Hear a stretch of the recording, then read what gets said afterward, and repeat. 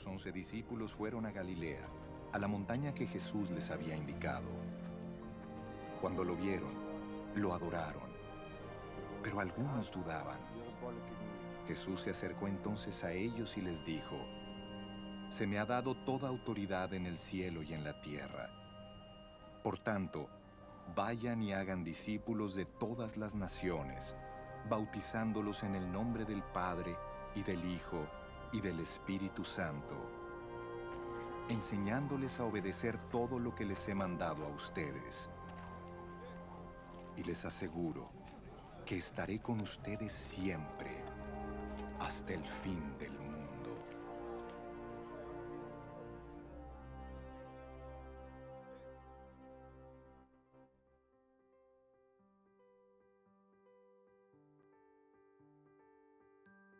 Bienvenidos a todos. Mi nombre es Rebeca Colina.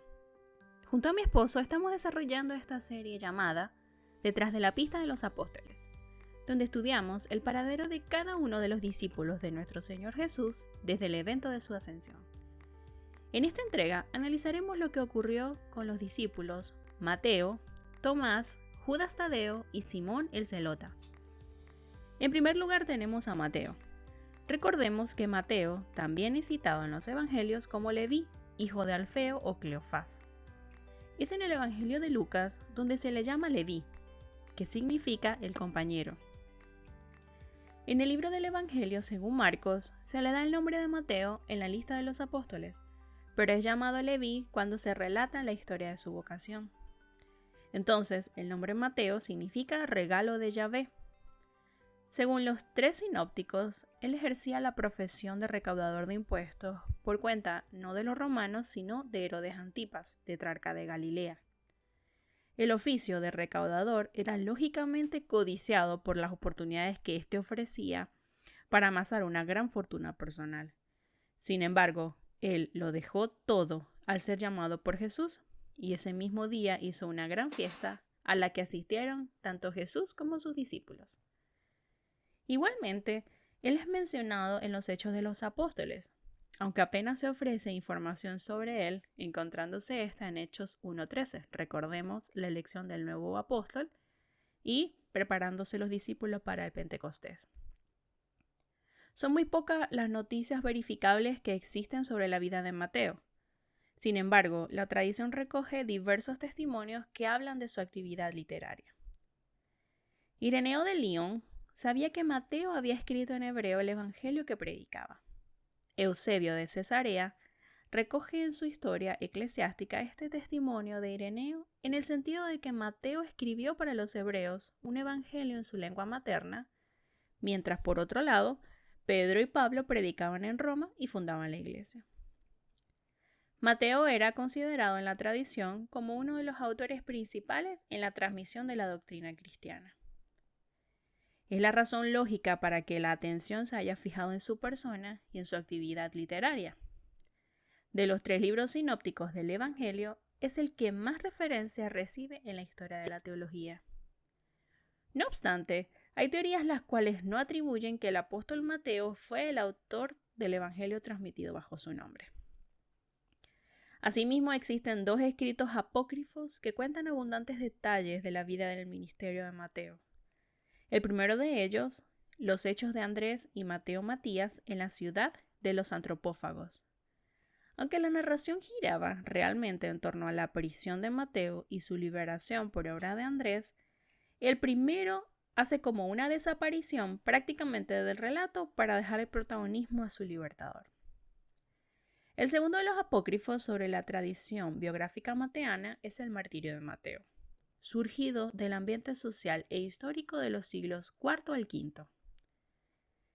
Es también uno de los pocos discípulos mencionados por su nombre en el Evangelio de Tomás. Según Eusebio de Cesarea, él predicó durante aproximadamente 15 años en Judea, donde escribió su Evangelio hasta el año 80. Según Rufino, después se marchó a Etiopía. Incluso algunas de las tradiciones afirman que él fue martirizado ahí.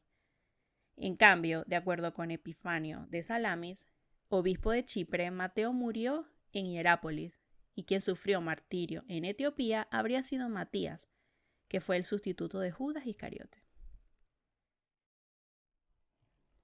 Por otro lado, tenemos a Tomás, también conocido por el sobrenombre Dídimo, que lo vemos, por ejemplo, en Juan, capítulo 11, versículo 16, que significa mellizo, que a su vez es traducción griega de su nombre propio en arameo, que también significa mellizo.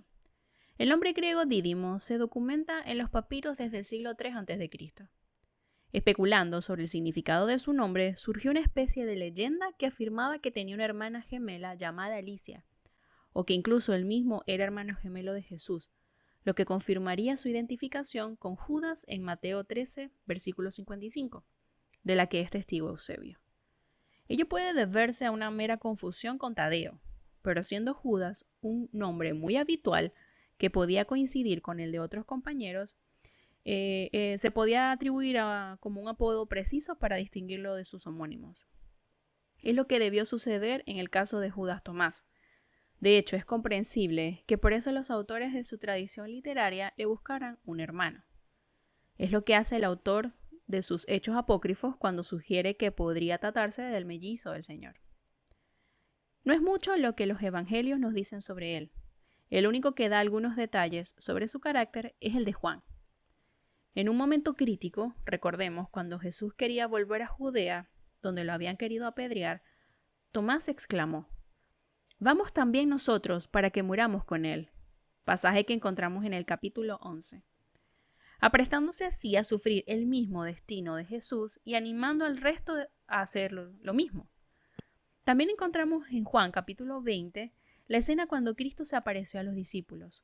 Tomás no estaba presente y no creyó en la resurrección hasta que vio con sus propios ojos al Señor, tanto que en su obstinación había afirmado que no creería hasta que no pudiera poner sus dedos sobre las llagas del Señor y su mano en su costado traspasado. 8 días después, estando esta vez Tomás con los discípulos, Jesús se le apareció y le dijo particularmente a él: «Pon tu dedo aquí y mira mis manos. Pon acá tu mano y métela en mi costado, y no seas incrédulo, sino creyente». A lo que siguió la sublime confesión de parte de Tomás: «Señor mío y Dios mío». Tomás fue también el que interpeló a Jesús la tarde de la última cena cuando el maestro les decía: «Para donde voy ya conocéis el camino». Tomás, en un arranque de sinceridad, replicó: «Señor, si no sabemos a dónde vas, ¿cómo vamos a saber el camino?». Jesús entonces le respondió: «Yo soy el camino y la verdad y la vida». Escena que encontramos en el capítulo 14. Después de la ascensión, Tomás y los otros apóstoles se retiraron al aposento alto, como vemos en el primer capítulo de Hechos, para la elección de Matías y en el Pentecostés. Igualmente, en torno a la figura de Tomás, aparecieron muchas leyendas y escritos apócrifos que llevan su nombre, como está el Evangelio de Tomás, Hechos de Tomás, Apocalipsis de Tomás y otros. Una tradición dice que anunció el Evangelio a los partos y a los persas. Tomás habría muerto en Persia y habría sido enterrado en Edesa, según Eusebio, Sócrates y también Rufino relata. Crisóstomo menciona su tumba en Edesa como uno de los 4 sepulcros genuinos de los apóstoles. Pero la noticia más digna de crédito, por ser más antigua y constante, es la que señala India como campo principal de su apostolado, y su martirio en Calamina, según Gregorio Nacianceno, Ambrosio, Jerónimo y otros. Pero algunos críticos creen que se debe a la confusión con un Tomás posterior misionero de los nestorianos. Los hechos apócrifos de Tomás narran que llegando a India, Tomás emprendió la construcción de un palacio para Gundáfor, pero gastó todo el dinero que se le había confiado para realizar esa empresa en limosna a los pobres. Gundáfor lo encarceló, pero el apóstol escapó milagrosamente y Gundáfor se convirtió. Recorriendo el país para predicar, Tomás se encontró con unas extrañas aventuras que relatan dragones, asnos salvajes, una serpiente parlante, la cual fue obligada a absorber el veneno del cuerpo de un joven muerto, con lo que vuelve a la vida. Posteriormente llegó a la ciudad del rey Misdai, donde convirtió a Tertia, su esposa de Misdai, y a Basán, su hijo. Después de ello fue condenado a muerte, llevando fuera de la ciudad a una colina y atravesado por las lanzas de 4 soldados. Fue enterrado, según la tradición, en la tumba de los antiguos reyes, pero sus restos fueron después llevados a Occidente. Luego nos encontramos con el siguiente discípulo, que es Judas, conocido también por los sobrenombres Tadeo y Leveo, como lo vemos registrado en Mateo capítulo 10. Judas significa alabado, Leveo, Levaios, significa valeroso, y Tadeo, Tadaios, significa magnánimo o valiente. Por lo que son términos sinónimos y a falta de más datos, ambos sobrenombres de naturaleza sinónima hay que atribuirlas a Judas, hijo de Santiago. Judas, Tadeo o Leveo aparece el último en la lista de los 12 dada por Mateo y Marcos. Existen muchas dificultades sobre su identidad, hasta el punto de considerarse su persona como un probable desdoblamiento de la figura de Judas Iscariote por algunos estudiosos.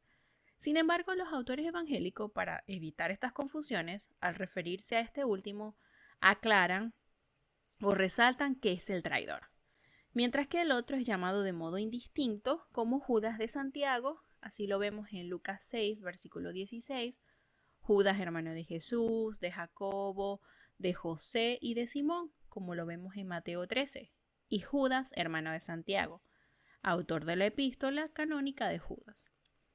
Después de la última cena, cuando Jesús prometió que se manifestaría a quienes le escuchasen, Judas Tadeo le preguntó si había de manifestarse a los discípulos o al mundo.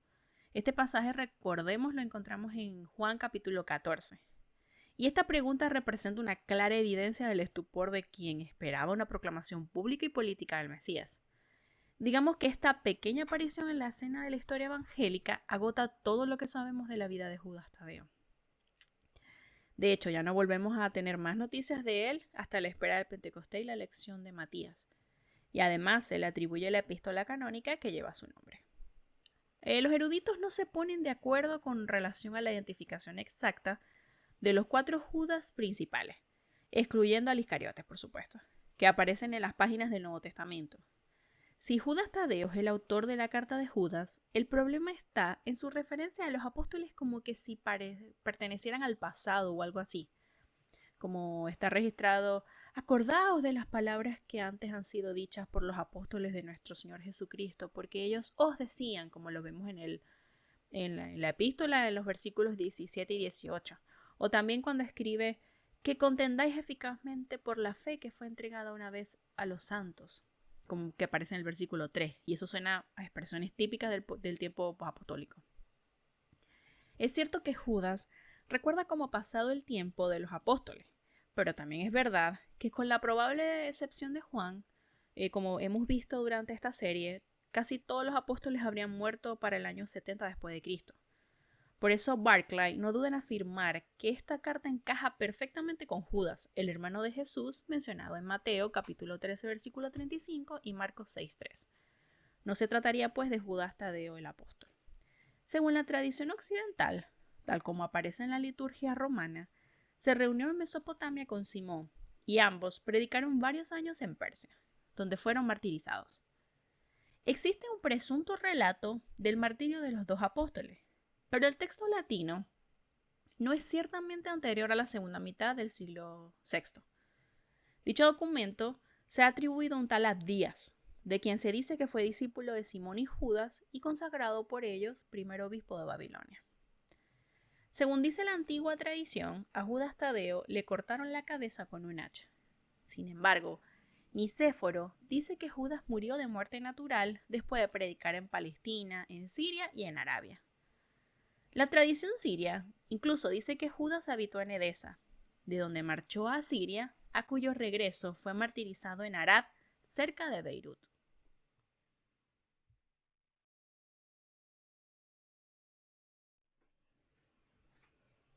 Finalmente, nos encontramos con Simón el Zelota, personaje cuyo nombre aparece en todas las listas de los apóstoles, tanto de los libros del Evangelio como la de los Hechos.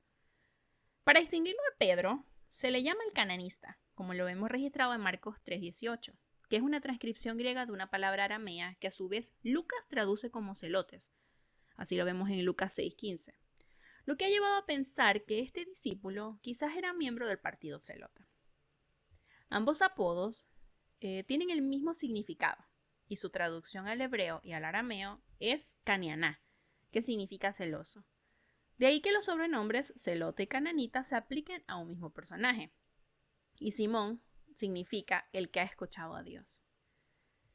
Después de la ascensión, lo vemos en Hechos para la elección de Matías y para el Pentecostés, así como el resto de los discípulos. Según la tradición, dice que Simón sufrió la crucifixión como obispo de Jerusalén, luego de haber predicado el evangelio en Samaria. Sin embargo, no se sabe con certeza en qué lugar predicó el evangelio.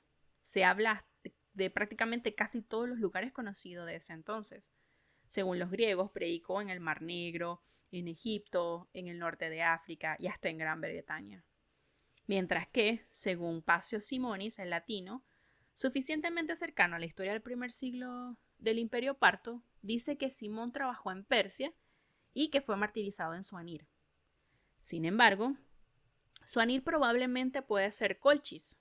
Según Moses de Corene, Simón murió en Huerispora, en Iberia, y según los georgianos, predicó en Colchis, y se desconoce realmente el lugar donde él fue enterrado. Es importante recordar que este material fue extraído de porciones de las Escrituras, pero también de la tradición. Y con esto concluimos esta nueva entrega, donde ya habremos completado el estudio de cada uno de los primeros 12 discípulos llamados por Jesús. Y en nuestro próximo capítulo, que será el último, estaremos viendo los pasos de Matías, que fue elegido antes del Pentecostés, y del apóstol Pablo, que fue elegido después. Síganos para más Detrás de la Pista de los Apóstoles. Dios les bendiga.